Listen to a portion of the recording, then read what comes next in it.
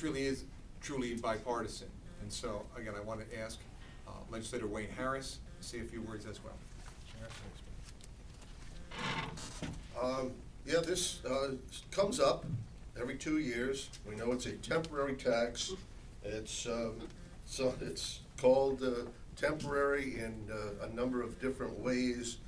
It's onerous to us, but we don't have a lot of ways to raise revenue. And basically, it's the sales tax or the property tax.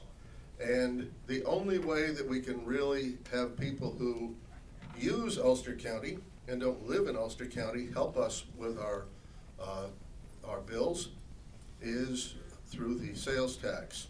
Now, we do a lot of things in terms of the economy and tourism to, and we argue about what's going to bring tourism the best. What's the best way to bring tourists in? Why do we do that? Because they were a number of things. One of them is the dollars that are going to come into our businesses, but also the tax dollar that's going to come from sales tax.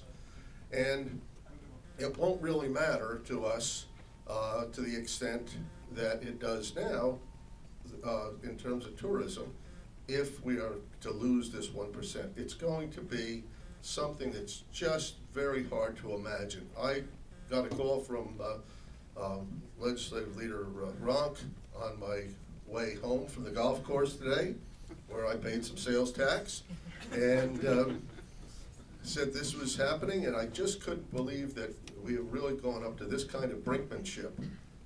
Again, we're kind of used to it being put off, and sometimes we get almost the 11th hour, but we're at about maybe 11:30 now, I think, maybe later, and having spent time in the legislature, people do come in and think, well, maybe we'll get rid of the sales tax, maybe we'll criticize the sales tax, maybe.